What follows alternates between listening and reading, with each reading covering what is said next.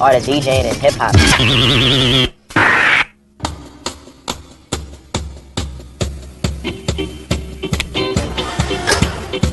A lot of people get rap and hip-hop mixed up. It's two totally different things. When you say rap, you say an MC and a DJ. When you say hip-hop, you say graffiti, you say breakdancing, you say DJs, you say MCs, the way you dress, the way you talk, all the elements into one. That's hip-hop.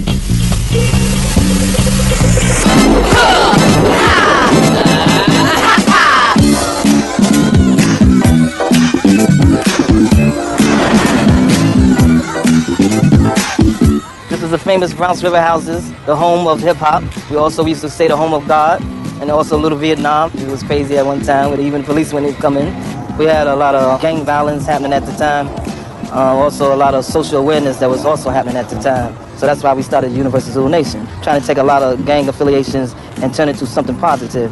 Bambaataa was one of the heads of the Black Spades. You know what I'm saying? He was the division leader. And it was taken from a concept of Bambaataa went to Africa when he was leaving the Spades.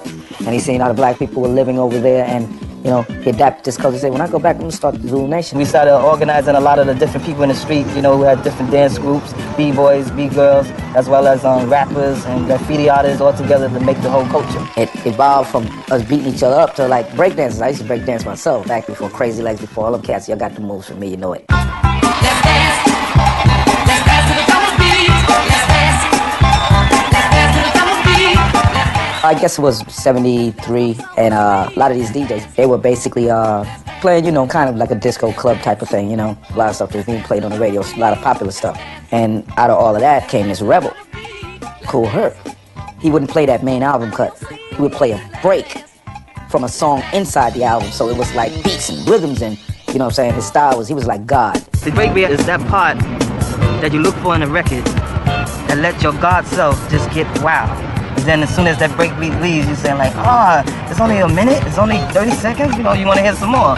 So that's where the hip-hop DJs came in and started making that beat, that breakbeat, that stripped down funk, that span longer and longer, for you could just get crazier and crazier and crazier on the dance floor. So that inspired me right there. I was like, okay, I got this 15-piece drum set upstairs that I took for since I was 8 years old, building up, you know what I'm saying? Now I gotta make room for some turntables.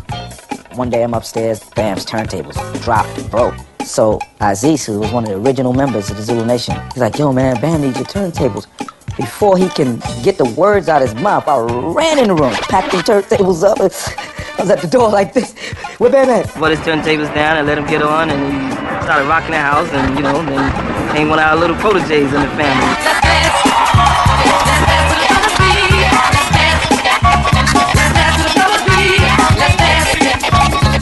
We had Jazzy J, Red Alert, Grand Wizard Dead or DST. All of them had their different characteristics that just blew up the turntable. The DJ was the source of the energy because it was his responsibility to find the music, the selection of music, what type of rhythms that the people would feel in the audience. And there actually were no MCs, it was just the DJ. We would never get on the mic and start saying a rhyme. The only time we would pick up the microphone is when we would say, if you're on a green truck outside, please move it, or Jerry, your mother's at the door. And it was a DJ who had to give the rights of passage to the MC to even pick up a mic at his set. I was walking down the street just humming to the beat, and everybody else was doing the freak. Then they asked me about another MC. I said a wimp and a wham. I don't give a damn. Look like a jelly, but they call it a jam. You know? The MCs were just more or less there to get the people involved. Like, we would create the crowd participations, you know, all the hoes, say ho, you know, anything that had to do with the crowd was where the MC, the master of the ceremony, got involved. The DJ was the backbone, and we were the arms, the legs, and everything else to make him colorful. And they say the big DJ race, therefore, is running in first place. From the left to the right, he's not the side. From the right to the left, he is the death. From the front to the back, he's not the right. With the beat, he got his back to get down. If a person wants to get an understanding of how hip-hop was back then, the best thing is to look at Wild Style, because, you know, that was how it was done. You're not gonna get to see Grandmaster Flash, you know, cutting in his kitchen. That wasn't like part of, you know, somebody wrote a skit or something and said, well, this is what we're gonna do. We're gonna have him put his turntables in the kitchen. No, they were in the kitchen. A lot of the clubs further down in Midtown Manhattan, they never wanted to book no MCs or DJs. As time went by and they found out that we were making money, that's when they started booking us. Things started being pushed, getting pushed more downtown. That's when a lot of the punk rockers started coming up, hanging with us and partying among black and Latinos, where everybody thought it was going to be some type of racial violence and this and that. But as Uncle George Clinton said, one nation under the groove. We interrupt this record to bring you a special bulletin. The reports of a flying saucer hovering over the city have been confirmed.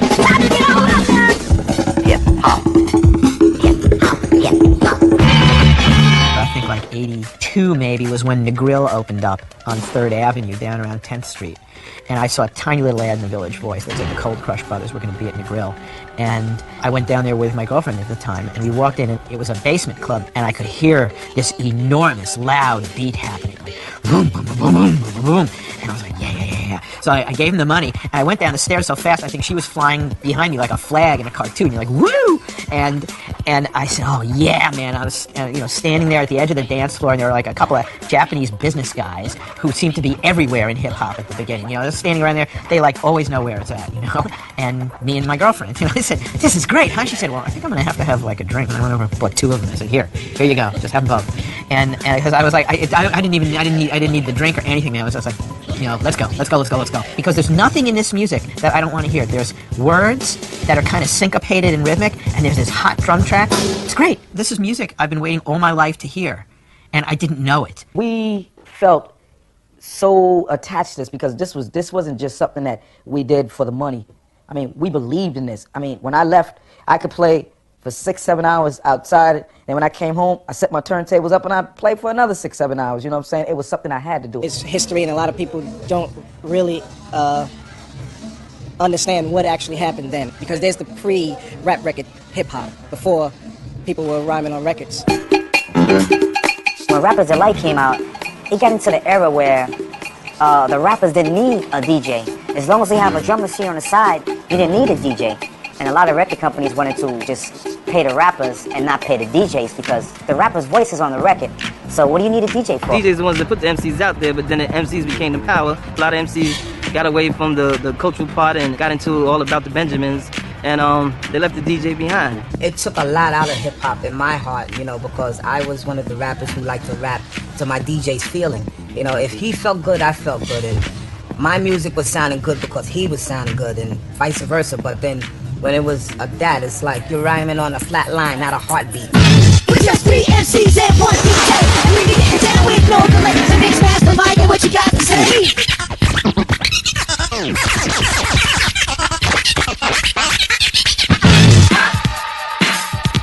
Buffalo Gals, Malcolm McLaren.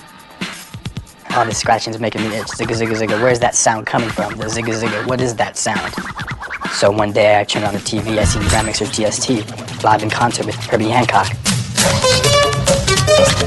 Oh, that's where that zigga, zigga sound comes from.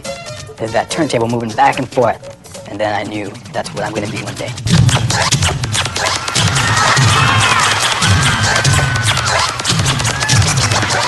It was just so futuristic at its time. Who would have thought? I mean, there's people playing the trumpet, drums, but I just knew that this is something different. Hey, I want to move the record back and forth in my own way. Actually, I couldn't afford turntables at the time, so I bought 2 tape decks. I used to record Halloween spooky sounds or space sounds from 1999, and I would mix up 2 tape decks. That's where I got my name, Mixmaster Mike. Mike really communicates with the soul of the solar system. And he really, he and a few other, not just know about the aliens, they have the knowledge of having been there. In other words, he knows about Earth because he's here and he's moving around in those stratas, just trying to show the Earth people what's going on. But that he's truly a Zektarian.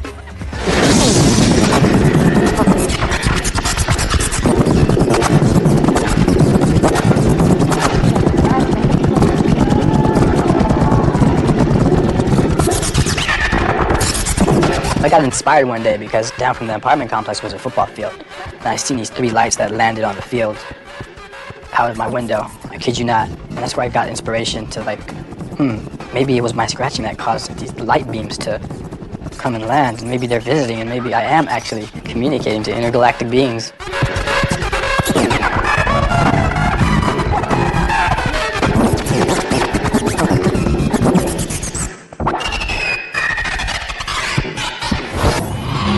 I grew up listening to a lot of jazz and funk, and I wanted to be a part of that movement in another way instead of just being a listener.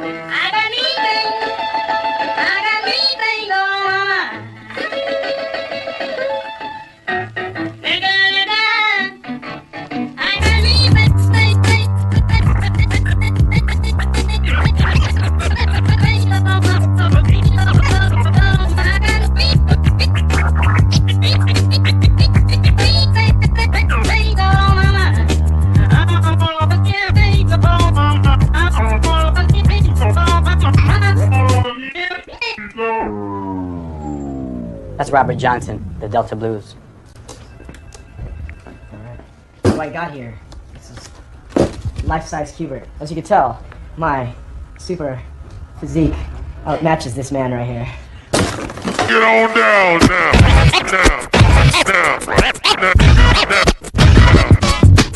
I used to DJ garage parties and stuff, and there'd be some times where I'd do the same garage in other months, and I'd see this kid pop up every now and then, and it would happen to be Qbert. He would like approach me, like, yo, I dig what you do, Mike. So I said, well, I'll show you some stuff when I come to my apartment. He'd sit there and just watch me practice the whole day. Then in between my practices, he'd ask me, how do you do this? Can you do that again? My advice, do not show this guy your scratch that you found and developed, because he will take that and understand it so much more than you have. And he's like the Louis Armstrong of scratching. You know, even everyone tries to dress like him, except me though. I look a lot better. One day everyone's gonna try to look like Yoga Frog. But for now, we got this guy, the one and only DJ Qbert.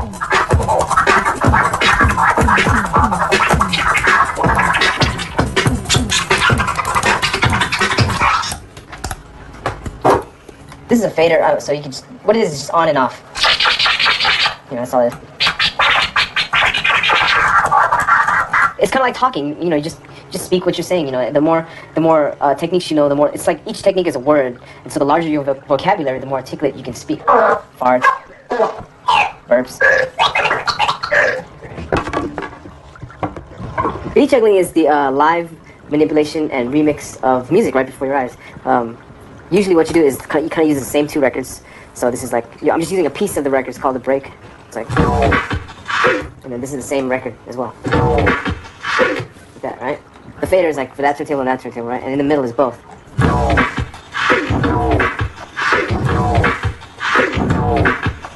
So if you mess with both of those beats, you go.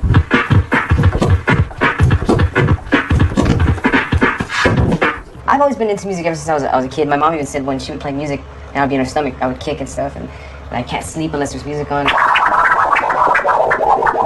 I was like a D- student. I totally hated school, and I always would go home and just do music. I had a little turntable when I was a little kid. It was one of those Fisher Price turntables, and I used to play it backwards and stuff when I was like, I don't know, 4 or 5 years old. Now I would always say to myself, wow, I wish I could record my voice and put it on record. See what it sound like if I played my voice. How you be a DJ? Scratching really came to me when I heard, I guess, Rocket. DST was the first one to use that sound. You can gauge a DJ's skills by when they use that sound. It's kind of like if you can gauge a guitarist's skill if they just use a plain acoustic guitar and see what they could do with it. You know, so this is like the plain sound right here, or this one. Scratching is like, to me, it's like some other kind of intelligence. Me and Qbert used to practice. That's where we made up the question and answer. I'd scratch the question, and he would give me an answer. And so we didn't even have to talk to each other for a whole day. I remember one time he moved away to another city, and I was like, damn, how am I gonna bite it? How am I gonna get his ideas? So I imagined all these, like DJs from outer space, like what would their style be? He took that and just like went in his own world with it. Since Earth is like it's like kind of like a primitive planet, what about the more advanced civilizations? How does their music sound? So I would imagine it, you know, whatever they're doing, and I guess that's how I would come up with my ideas.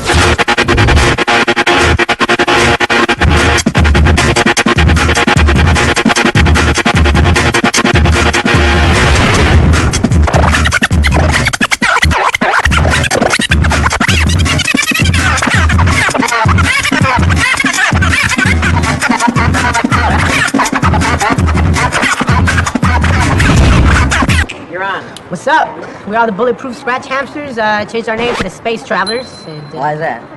We changed our name because of DJ Mars. And we don't give a fuck, actually.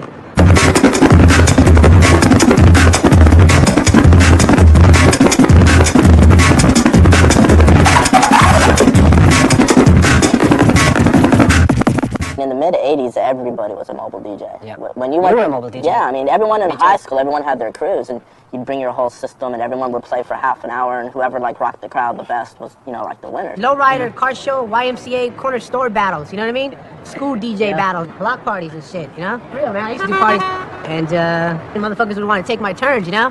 But that never happened, did it? It was all about battling, you know. You had the b-boy battles and totally the DJ battles and stuff, and everyone would kind of get together, or you would even go to someone's house. Even if they just did a party in someone's garage where they'd open up the door and there'd be like 8 people sitting around smoking weed. Make that motherfucker warm! It's getting hot! It's getting hot! I remember going by Eddie Duff's house all the time, and he'd be down in this little room that got all sweaty. Just scratching, scratching, scratching. Make it a little warmer!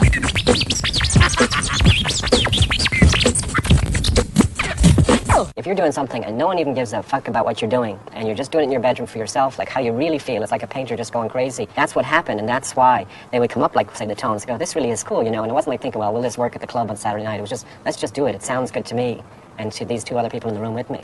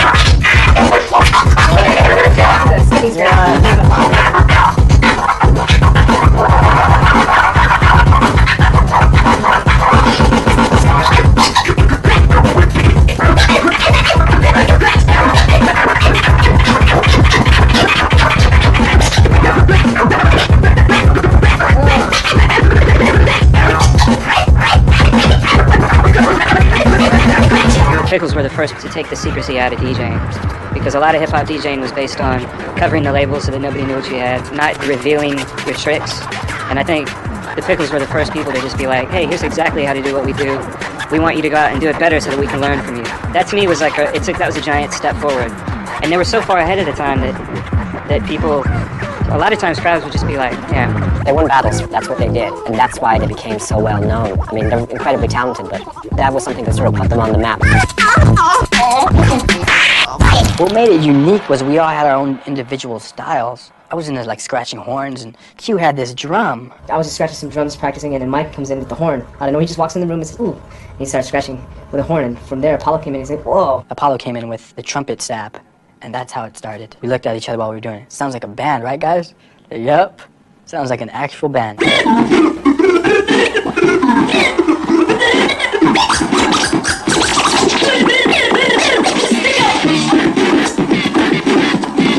Oh, we felt totally like this is it right here. We're doing something different than everyone else. Yeah, we were totally like on another branch of hip hop.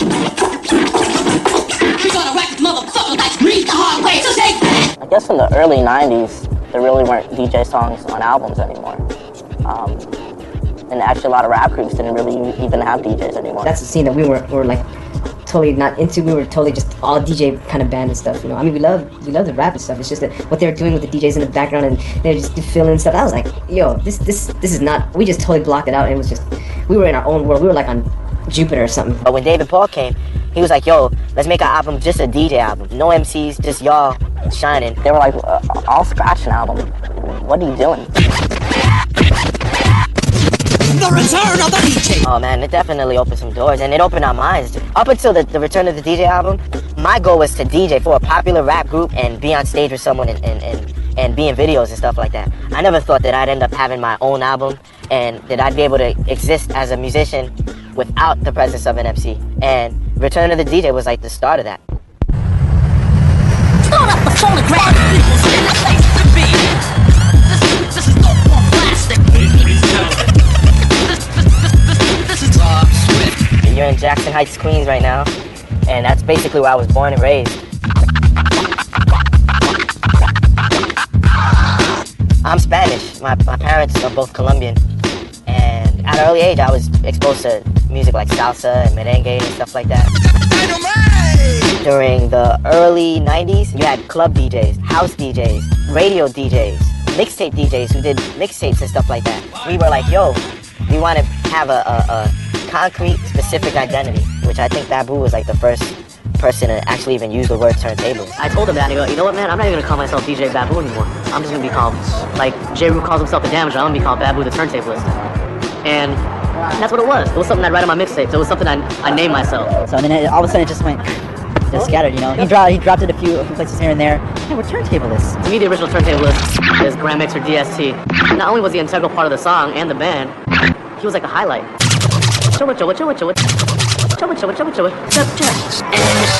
The turntable is a musical instrument as long as you could see it being a musical instrument. You're dealing with notes, you're dealing with measures, you're dealing with timing, you're dealing with rhythm. It's just, you know, different tools, but the outcome is the same, music.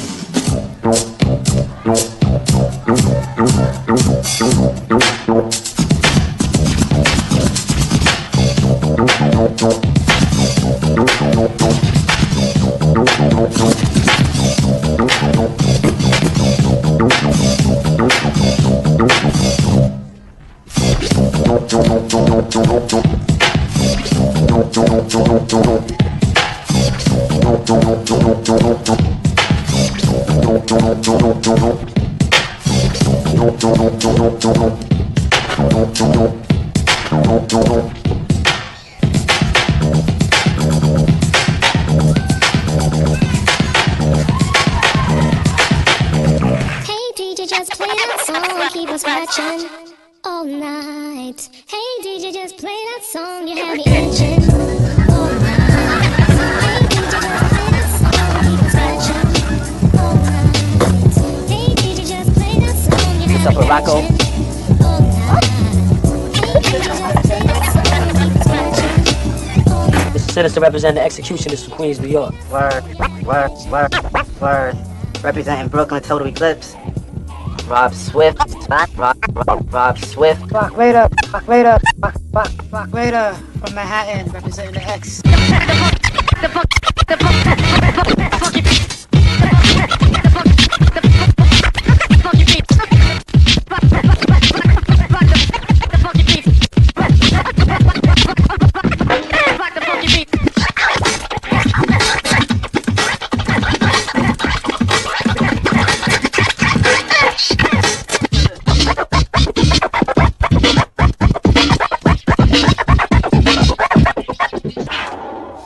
Sometimes you just bump into different things that might sound good. Like, that's what it is freestyling. So right now we was freestyling.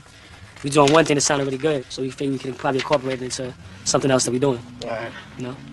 All good ideas happen by accident. Ready? Yep.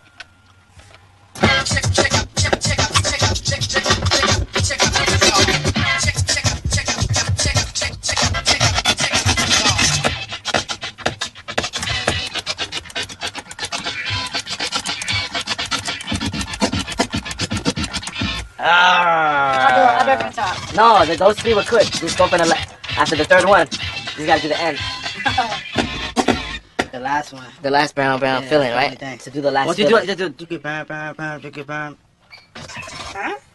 No, like how you said. What we're trying to figure out is how to record music in a way that'll come off similar to the way a regular band would play music.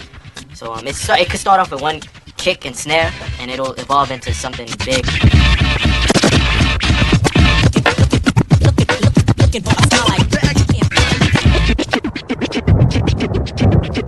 Welcome to Brooklyn. As you come in.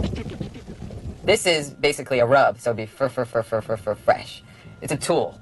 It's a method of transcribing scratches. It's helpful if you're trying to convey your composition to someone else. When I started doing that, I brought it to the DJs, Rob Swift, Babu, and they're like, oh, this works. So then I felt, okay, I got to develop, and that's where it is now, where we got this little booklet. This is a routine that Rob Swift did. If you follow along here, it's scratch, chin, chin, chin, chin, scratching, boom, scratch, chin, chin, boom, scratching, boom. What is it? What this is all about is the art of mixing. It's analog. It's right in front of you. They don't need a delay line. They're creating delays with beat juggling or with moving the fader in certain ways to stagger things and to stutter things and to manipulate time with your hands.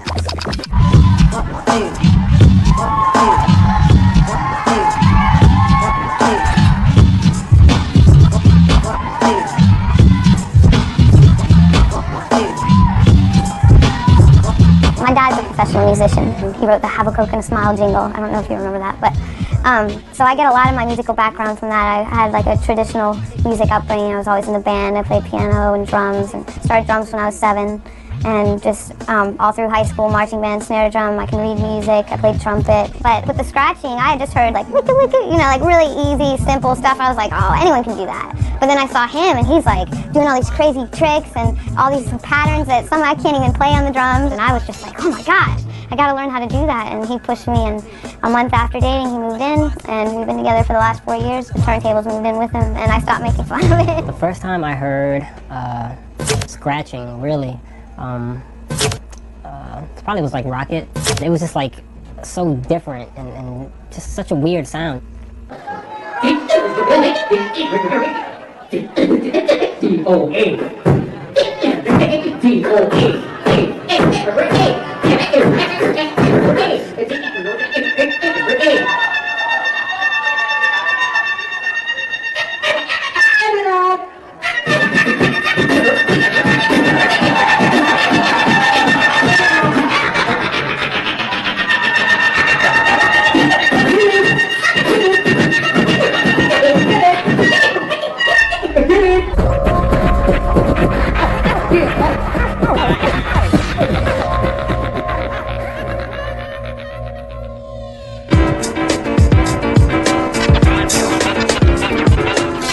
Yes, there was hip-hop, and it started like, you know, when it started, but my mom had the actual records, and hip-hop just showed me how to play those records. See, it's 2 of them. Circle, circle.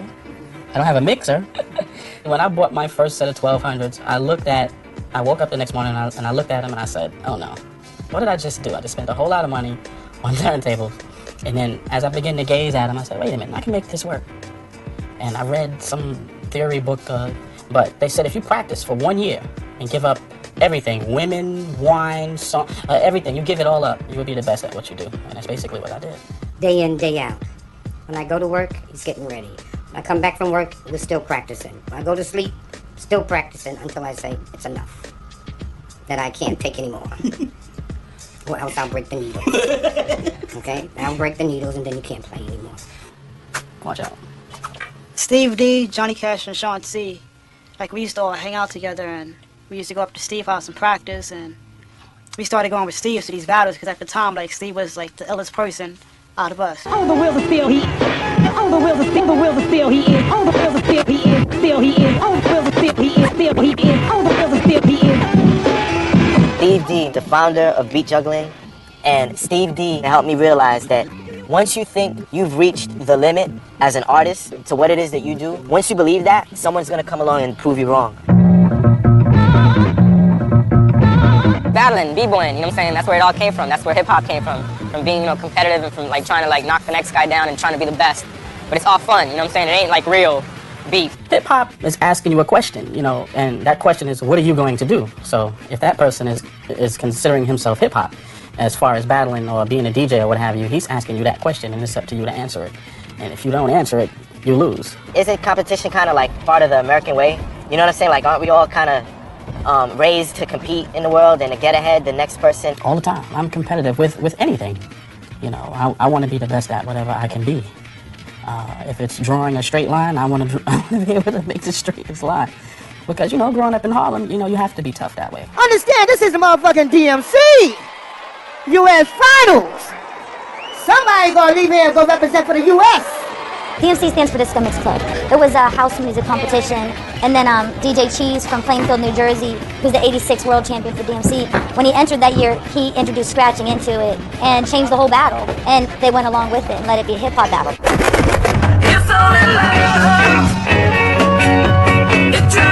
DMC is like, you do a 6-minute routine, and you try to make that 6-minute routine the best overall, you know what I'm saying? You're not really going up against one guy. You're not trying to, like, battle this one guy, you're trying to battle everybody.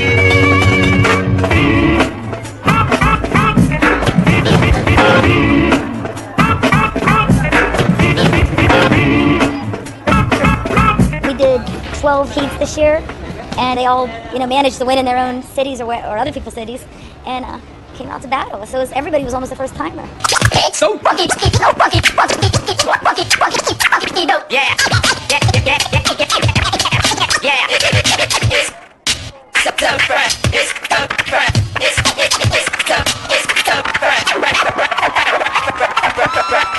in the day, DJ, it was mostly like, you'd mixed. If you could mix two records, just blend records, you were cool, and you might have like a little, double beat here and there, and then scratching came along, and that was the big thing, scratch, you could scratch, wow, you could scratch and mix, wow, that's pretty good. Transform. Yeah, if you could transform now, wow, that's another plus, but then it just went bananas when people started beat juggling and then flaring and, just crap. Then after that, then came body tricks. When I won the DMC World Finals, Rob was like a big time help to me right at that point. Like I just come into his house, practice, just put my set together, like we were just putting our song together. We just were like, hey, it'll be dope if you do this at that point, and just a lot of input, a lot of help.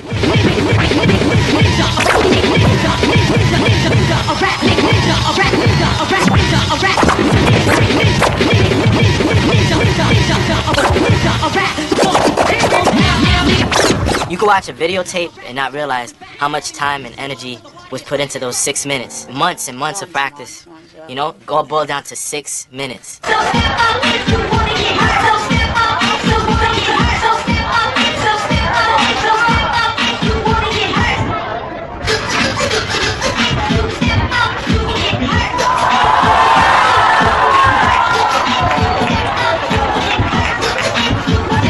Suck my motherfucking dick.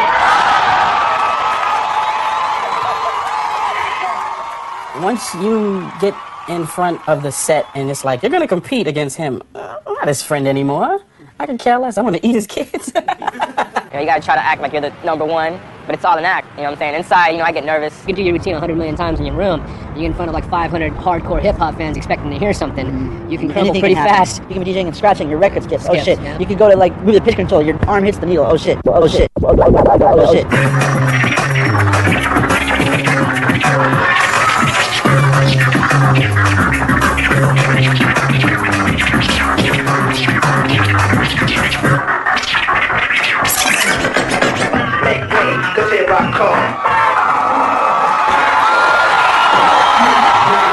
I like the interesting ones, Mysterio, Snake Eyes. The ones that come out bugged out. They're not afraid to look different or do anything different.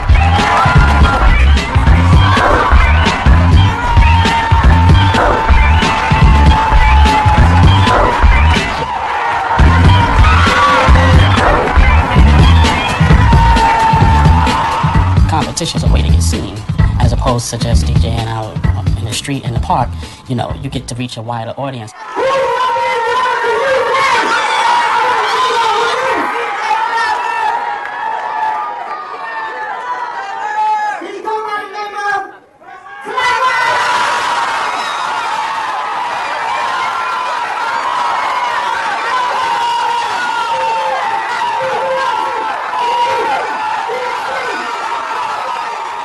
The winner from tonight, he goes to DMC World Championships and he battles through the eliminations to see if he places, which usually US DJs do place, and then he'll eventually go up against Craze.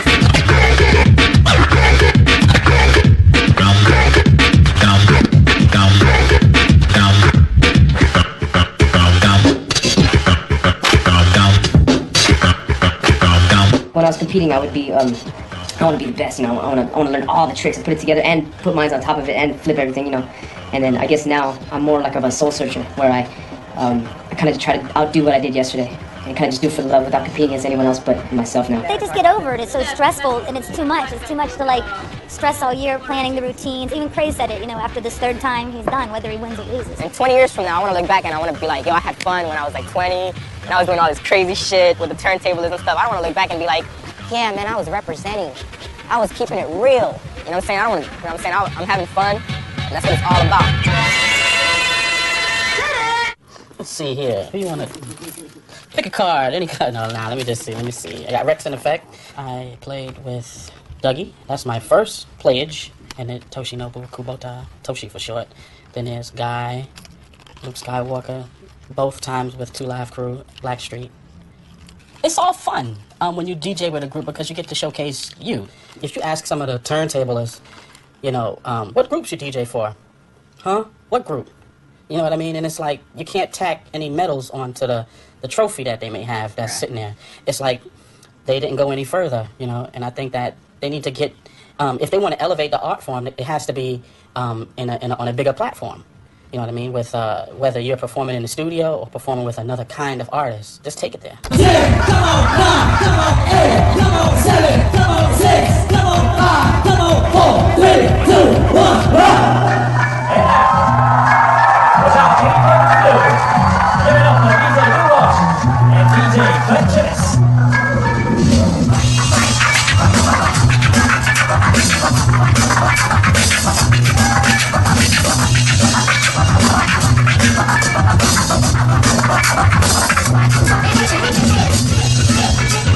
I took clarinet in the 4th grade.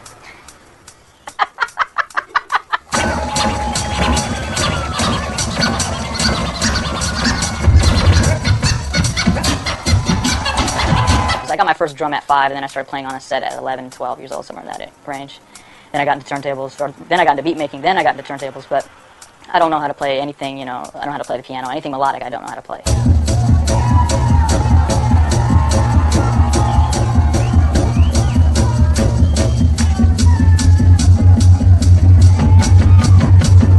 Turntable was originally something you walked away from when you put a record on, you know? You never thought to sit there and look at it and say, what else can I do with this?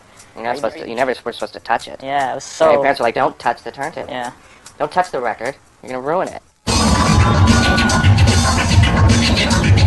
I was 11 years old, and I heard Rocket by Herbie Hancock, the DST scratching on it. It was ship, ship, shroot. And I grabbed the shroot. That sucks shit. Now you know us, but it's not the gold rush. More MCs, so we hate the furious. Not the most MCs, so the breed protect your us. It's a blast from the past, from the moment we bust. From whatever we touch, we hold the black the blood. But if my shit go bust, still I got we trust. This is the second coming. This lady rhyme so stunning. And keep it running. And give a shout out to London. Keep it on. It's never born to the early born. Some say till born. Got a word abundance, whole hands, but 100. Top speed, guaranteed we stick running. You a bastard, cause my turn tactics. Why you rockin' plastic? Treating all your bands like a nasty. Up up there, come and fight. They up up there, pop up there. DJs spinning the records that make up the music so people can focus whenever the mic has been passed to. The rest we create songs with each other. We go about it in different ways. A lot of times, Cut or I will have a beat, and we will come to the table with a beat. Are you guys feeling this? Yes or no? Sometimes they're in here writing it, sometimes they write on their own, sometimes they write together. There's been tracks where the beat's been playing in the studio while everybody's just vibing out, just talking.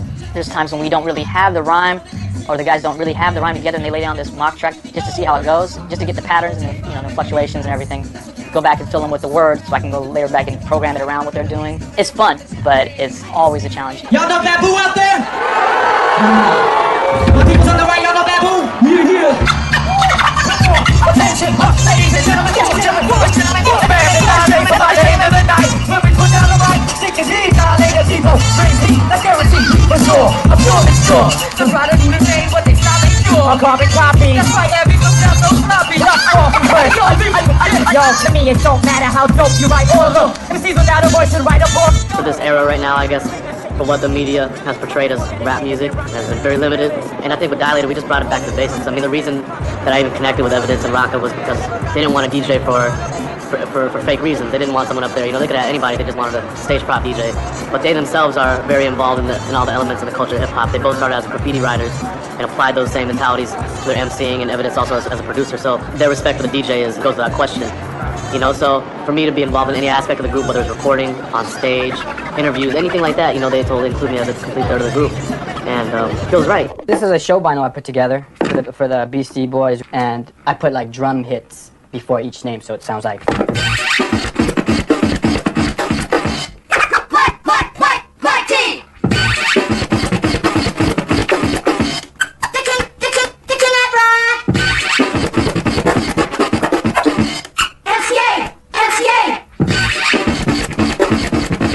And of course,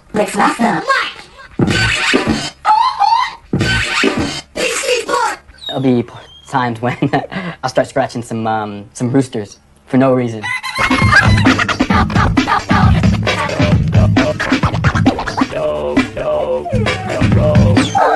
just totally flip them out. You know, it's like I'm their maestro, and it's like whatever I throw in, they have no choice. They have to rhyme over it. Come down into the dungeon.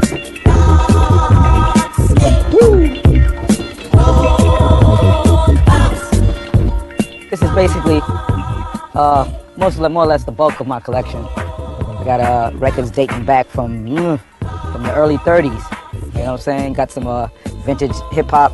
Even got a little Chuck Berry right there. Chucky baby. Yeah, I got 300,000 or 400,000 altogether I have in the house. Doubles of a lot of things, you know, rare cuts and some garbage. I know so many breaks, man. I mean, I'm a walking encyclopedia when it comes to breaks, you know what I'm saying? Hip-hop, in the hip-hop world, they don't get too much by me, you know, I know it all. I know it all and never sleep. Yeah, classic, Planet Rock. One particular thing that I remember was going to see Africa Bambaataa, Planet Rock. And Jazzy J was so funky, it was great. Moving from one break to the next, cutting two records together, it was just wonderful. And Bambaataa would be, you know, looking at the crowd, you know, being this sort of inscrutable master of records. Bam would feed me the records and I'd just go off. Once I get into a zone, it's like you can't even talk to me. I start hopping back and forth. At one point, took out a 45, slips it over Jazzy J's shoulder. You know, Jazzy J, someone takes it. Bam would point to the line, play the second cut. Play the second cut, the break is right there. Puts on the 45, and this break comes to the end, and then voop, voop, voop, boom, and he lets it go. And I was sitting there, I was like, wait a minute, what? And it was the opening break from the Shirley Ellis record, The Clapping Song, which I think the last time I heard that, I was 9. And I really liked it when I was 9. And all of a sudden, everybody's dancing to this funky break, and I thought, that's fucking amazing. Africa Bambaataa, master of records. 3, 6, 9, the goose drank wine, the monkey put it back on the streetcar line, the line broke, the monkey got choked, and they all went to heaven in a little rowboat. Clap, clap, clap your hands and prepare to pat. Amongst all these records of shit that's probably here, you know, like your Lawrence Welk and, I don't know, Earth, Wind & Fire's not really shit, and Rolling Stones, all these records that you're gonna have here, there might be that one diamond in the rough, like, that's really a rockin' beat. When you find that one that you know you were the only one that found, you just kind of remember, okay, this is what it was all about. You could be digging for breaks or vocal samples or bass lines or weird children's records or whatever, but it's the whole art of building up an arsenal so when you do go to a party, you're different from the next guy. My friend T-Ray, he tells me these stories like, yo, Cut, he's from the South. He's from South Carolina. He's like, yo, Cut, you know, I could go into a town and just, I could just smell the records. It's like, I pull in and oh, honey, we gotta stop. There's some records in this town, you know? You're digging all day when you find that one record, you know, it's at the end of the crate, you're dusty, you stink, you know? And it's a whole culture. I mean, it's that whole, like, you got it on vinyl? You got 2 copies on vinyl? It's like that always thing you're asking. It's like your drug. You got that? This happened to me when I went to North Carolina. Okay, just look in the yellow pages under R for records, and we'll find stores. Phone page is ripped out. Somebody got there before us, looking for records. I talked to T-Ray, and he was just like, oh, yeah, man. Oh, no, you won't be able to find a phone book with records, you know, listed in there, because I tore them all out already. I'm like, oh, man. DJ Shadow. He's the king of digging. No one's iller than him. He's got a keen sense. He's got the spidey sense. He comes here regularly and spends the day usually going through the records downstairs. And he's been coming here for a long time. And he always comes up with a big stack of records like that. We don't let just anybody downstairs, so he does have a special relationship in that sense. This is just, it's my little nirvana. And being a DJ that I take, you know, the art of digging seriously. And this is just a place I've been going to for 11 years. It's just an incredible archive of music culture. And there's the promise in these stacks of finding something that you're going to use. And in fact, most of my first album was built off of records pulled from here. So it has almost a karmic element of like, you know, I was meant to find this on top, or I was meant to pull this out because it worked so well with this. So it's got a lot of meaning for me personally.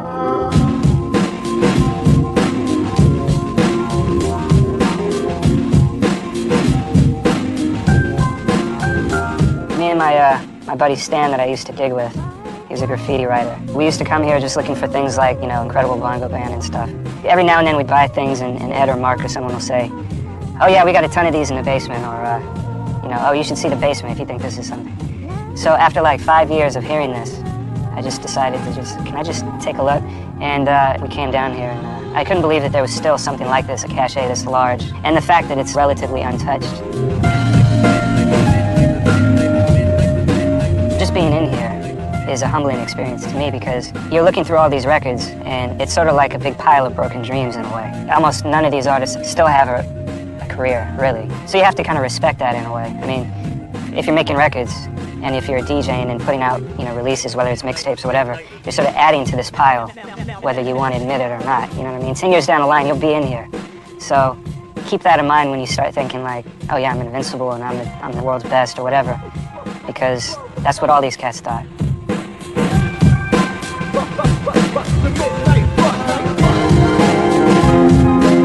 Over here is where I was digging and there was a mummified bat under one of the records. That was nice. Watch your step here. What, you smell the gas? It smells like gas. I guess that's just the records. I honestly feel like the people that dig don't stop digging because it's a part of who we are. People that don't, you don't have to. It's not going to make a bad DJ good, but it'll make a good DJ better. Midnight! We're gonna do a song that you never heard before. Double D and Steinsky put out Lesson 3, and it was like a couple years after it came out. I heard it like in '86. And this was essentially like literally a lesson in all the old breaks being played by themselves from front to back in order, a cohesive way that just, you know, it was groundbreaking. The torch has been passed to a new generation of Americans. Lesson 3. It was a fusing of a lot of funk music and being able to take all these spoken word elements. And it became this increasing series of left turns where all of a sudden it was like, oh yeah, right man, great, this is like we can put Humphrey Bogart over this and I have this seance record that we can use. When I heard that, that was, I mean, over the years I always kept referencing that track. So when it came time for me to make my first record, I called it Lesson 4. And just so happened that a few hundred miles away, Cut Guinness was doing the same thing. For the same reasons. Lesson 2. That was the first time I've ever heard breaks, old records with drum beats on them. I listened to it and I was like, wow, this record was made entirely from records. And I just went bananas. I said, this is it, this is the missing piece, you know, to hip-hop for me.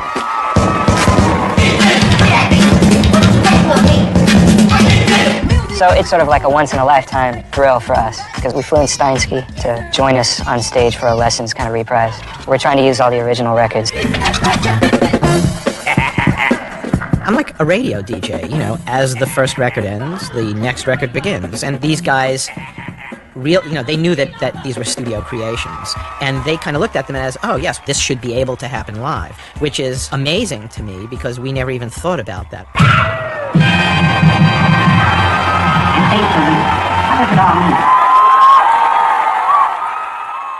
A lot of those groups that I was brought up on, from the Commodores to Earth, Wind & Fire to Al Green, Curtis Mayfield, all that, the sounds that they did back then, they don't do them like that no more. They started getting into the computer generation and newer equipment, and that style died, and the funk just didn't sound rugged like it used to. It's something about that, just that beat, man. It moves you in a certain way before you even hear vocals. It's a driving force.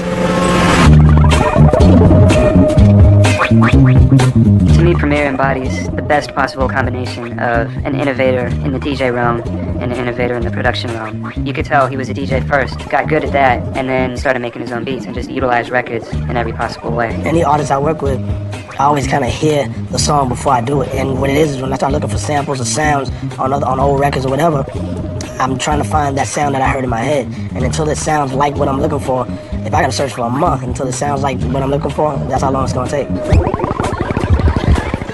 When Guru heard me do my demos and put me into Gangstar, I knew that I don't deserve 50% of the money if I just DJ. I gotta do something else. That's why I started saying, let me learn how to do beats. And then I'm putting my 50% into the group. I feel like if you're a DJ, you should know how to produce tracks because we rearrange tracks and remix tracks just from having records around. So if you can do it at a party or make mixtapes, you should be able to do, you know, hot tracks.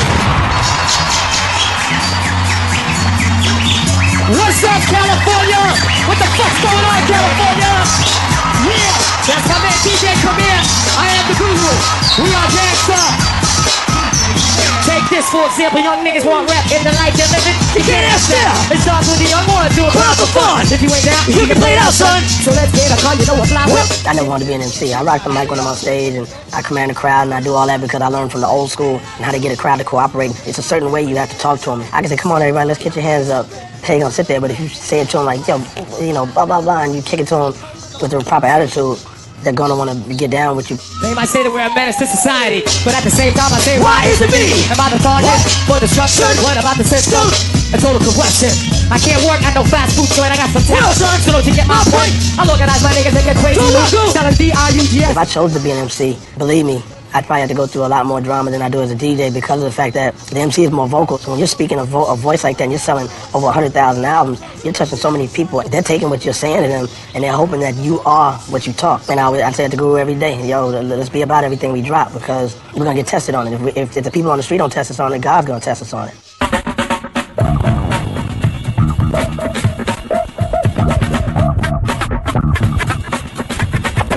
Making your own vinyl is, it adds a different level from when I was just playing other people's records and can just, you know, I kind of had to go with whatever their format was. I've got this record that I put out that I made where it's nothing but guitar tones. And it's a whole octave. So you can play it like an instrument.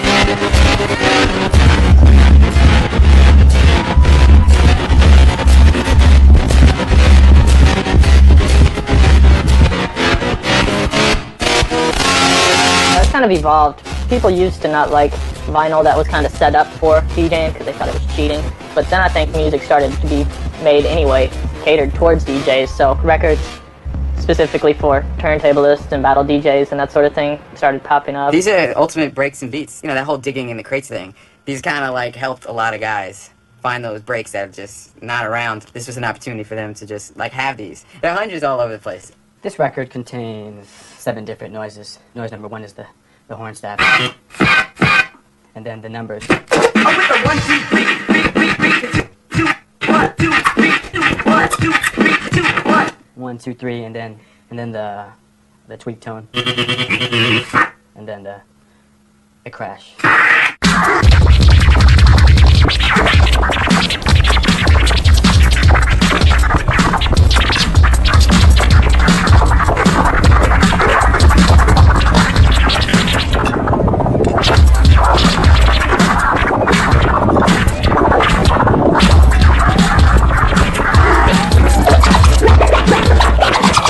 Guys, please stop scratching. Is there any other sounds you guys could scratch besides?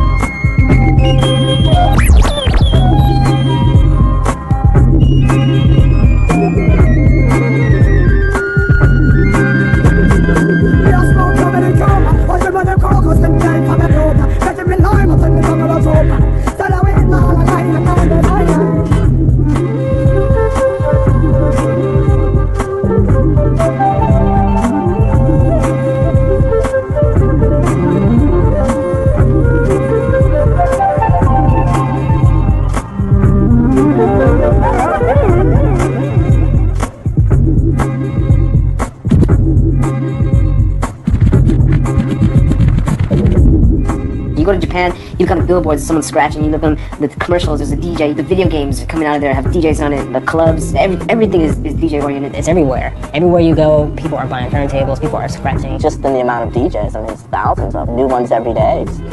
Kids want turntables and a mixer when they graduate from high school. They don't want a car, they want turntables and a mixer. I'm gonna read through the order one more time. So we're gonna start off with Will, DJ Spaz. Second, Daniel, DJ Froth. So after Daniel, we got Mike, DJ Tech, David, DJ Static. Then we're gonna do a set from the rappers. Tell me what record to put on them. So anyway, I think the most important thing is that you guys enjoy yourselves when you do it.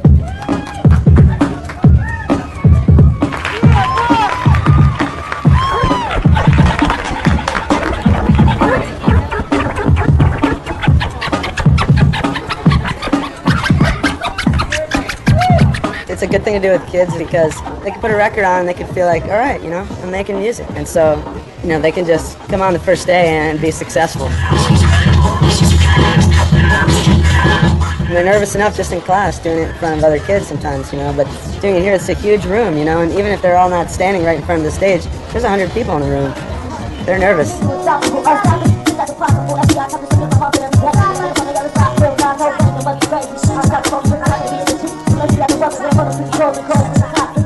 to be the one controlling the crowd, you know what I'm saying?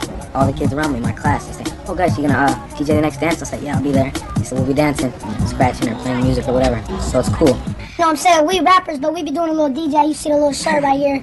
So DJ, they cool because, you know, a lot of guys like it. You know, they be bumping it in the cars and stuff like that. It's the whole hip-hop. Yeah, it's the whole Everything hip-hop that has to do thing. with hip-hop we like. Do you like scratching? Scratching? Yeah, what is it? Scratching, scratching, scratching, scratching.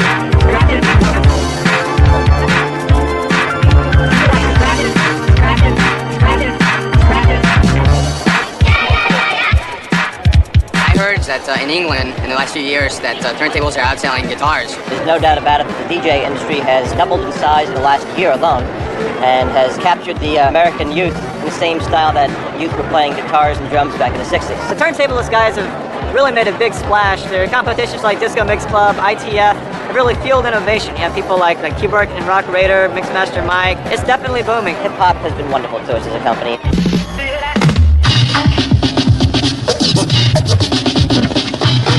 That's what populism is. When they have a demonstration, you know, it's just, the area is packed.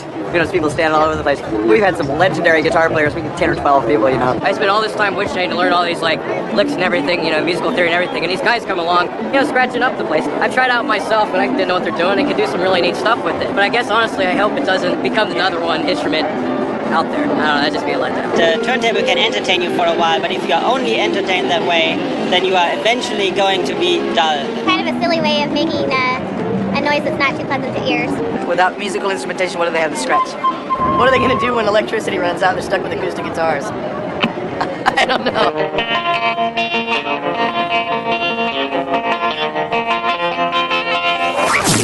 Let's get a record. Regular record, any record will work. Have your little vinyl killer van. You can see myself, Shortcut, Qbert here, riding the van. Put the needle on, turn on the van. Get ready for a lot of fun and excitement. Now, let's start. Here we go now, here we go now, here we go now, here we go now, here we go now, here we go now, here we go now, here we go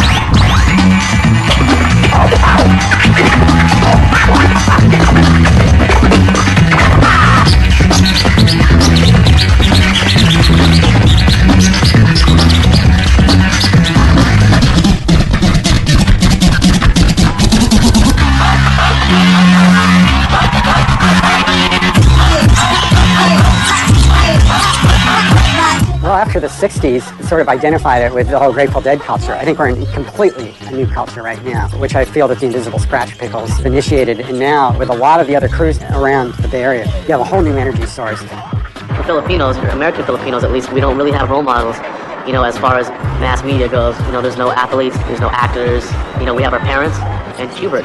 And, you know, whether Q likes or dislikes the idea, he's very much a role model. And you see it, you know, even the Australian DJ champs are a couple Filipino guys, you know what I mean? It's more than a coincidence, you know, and I really attribute it to Qbert and Mike and Apollo, like, putting the DJing out there so much. Invisible Scratch Pickles presence. You just kind of go, because, you know, I mean, they're the most influential DJs that have ever lived.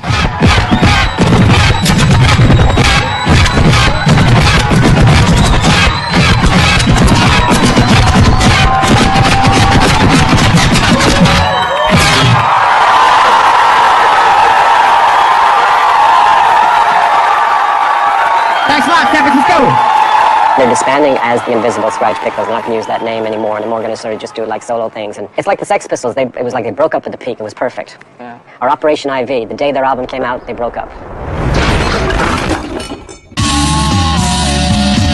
I'm waiting for the DJ PlayStation game. You got your Burger King DJ, you know what I mean? You got your fucking You got your LA gel commercials with some fucking DJ. What the fuck is that? What does a turntable have to do with your hair? Same shit that happened to breakdancing is gonna happen to DJing too. You know what I mean? The true motherfuckers will survive and still be doing it 20 years from now. And there will be all those fools that jump on it for, you know, for the trend of it. That's the whole thing. We got so kind of tired of the MCs. Fuck you guys, you know, we're gonna do our own thing. But now we're kind of screwing ourselves because we're almost kind of doing what the MCs were doing. We're taking this DJ thing and no one's pushing the boundaries. Everyone gets up there and they just do their little da-da-da-da. And I go to the next guy and he does his little deal. No one's throwing in any originality. And we're just kind of getting typecast into this, oh, that's turntablism, or that's turntable music. I know the boundaries of that. I know where that's gone. You got all these new kids, they got like 10 records, and they're just battle records. You know, that's their collection forever. And they think when that record wears out, they're going to buy it again. Like a lot of scratch DJs and DJs that are like battle DJs don't know the first thing about digging for records and how to rock a party, you know, how to get on the mic. It's really important to get on the mic and speak to the crowd. People should make music to make people want to party and not just like make music for people to study. You know, it should make you want to party and shake your ass and like why does that get some girls on the dance floor. You know? Why does it gotta be studied? I want it back. I want it dirty. I want it crunchy. I want it raw. I want it ghetto. To most of the world, you know, this whole culture and this thing is maybe 20 years old. You know what I mean? If that. And we're just on the brink of something new. And I just know right now, it doesn't really bother me because I just know, I look at the kids who are into it now, they're obsessed like I am. And I see them not quitting anytime soon. And I just can't imagine what it's going to be like when they're the older ones. When they're making decisions, when they're going to say what's cool, what sells, what is fine music, what is not. Ladies and gentlemen, this is an experimental record. It's an experimental for me, and I hope it be experimental for you. There's always been a mystery about the drum. The drum, the drum, the drum, the drum, the drum, the drum, the drum, the drum, the drum, the drum, the drum.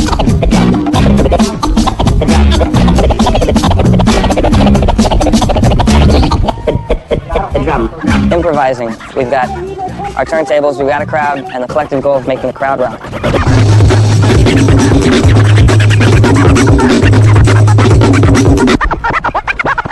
DJs at a rocker party, and there's DJs who can really cut well. Well, what we try to do with the Future Primitive is bring those worlds together. The party rocker, the guy who collects deep breaks, the producer-minded individual, people who are like in there digging non-stop. That's the backbone, like in a jazz band. That's the drummer. Then you have the soloist, the turntablist, the scratcher, taking you on those abstractions.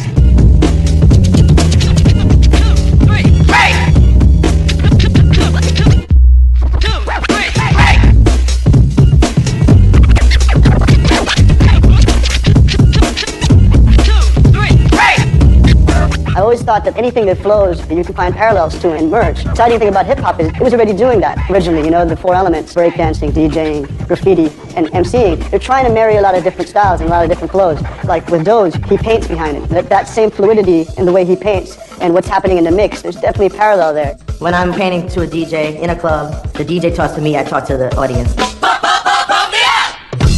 Hip-hop is the lifeblood of my work, and turntablism is the next step, and it coincides with the audiovisual package of Future Primitive. The DJ gets the b-boys going, you know what I'm saying, the breaks and whatnot. They've always been the architects, the foundation of the dance, the art, the MC. They're the conductors. They're the ones who lead you to where you want to go. Rhythm is really important. It's like if you want to reach that spiritual kind of medium in your soul, it's like the Indians when they want to speak to the gods and stuff. They would have like rain dances, and that would be the drums. You know, and after a while, the drums just get hypnotic and stuff, and they go into a trance. And so music is trance-inducing, like hypnotic, gets you in that spiritual state.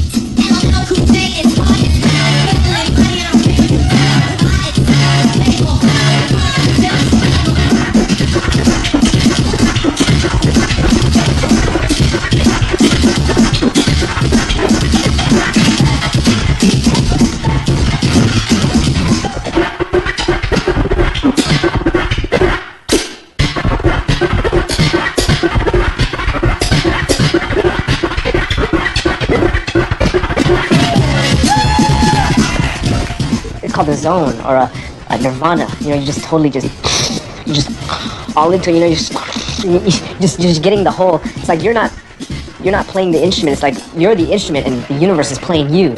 It's some kung fu stuff. I don't know. It's just you're just in there. You don't feel like you're just falling. Nothing can stop you.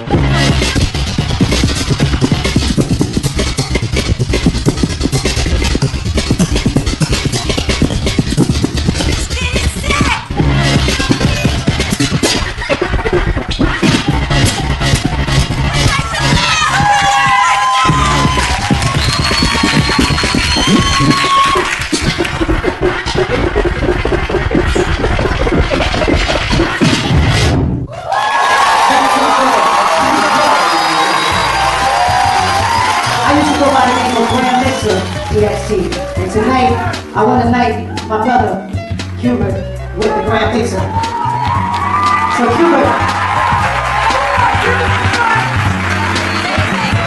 this is the Grand Pizza. You know, when you're standing at a turntable, and you sit there and you're watching it turn, and you think about what you're going to do with that turntable to freak people out. It's a heavy thing, man. It's something that you gotta really interact with that turntable, watching it spin, looking at it time after time after time. And it's very obvious that this brother has been indoors for a long time, many hours. I know, because I used to do the same thing. And to see somebody take something to the next step and pass that baton, then he deserves that right to use that name. The Grand Executor. Now it's time for our wrap-up. Let's give it everything we've got. Ready? Begin. I mean, everyone is one. Everything is one whole big ball of energy. Kind of like the Star Wars thing about the Force. I mean, everything is just, everyone's connected, you know, and we're all just like one energy. Like, we think we're separated, but everyone affects everyone. When you find out you're not separated, it's like, everyone is a limb of one whole thing. So why would you want to hurt your hand or hurt your fingers or hurt your arms when you know that that person is part of you? So in order to help people, I make music for them and, you know, teach people about scratching and I guess try to brighten up their lives or whatever, you know. That's my whole destiny on this earth. Hubert and Mixmaster Mike, and they all tell me, hey man, when we saw you, that was it. You know, and I know that I've affected the population of the planet Earth. That's a great feeling. I feel that people today are realizing that what they're doing now came from somewhere. In order for it to go any further, it has to go around in 360 in order for it to go even further.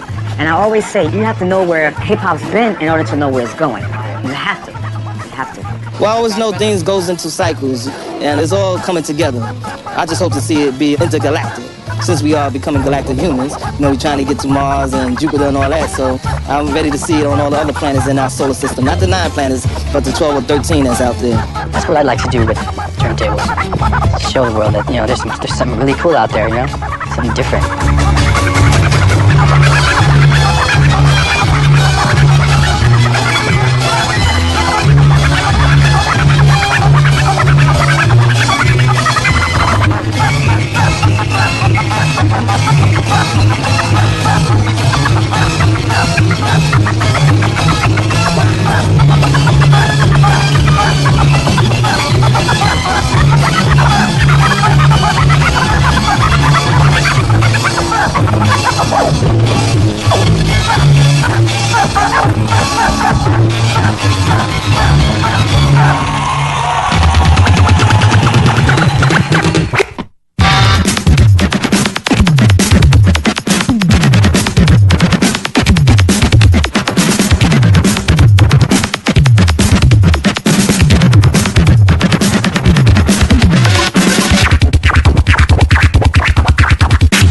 Every time somebody does a scratch, they should give me $1, you know? You know? I really feel that.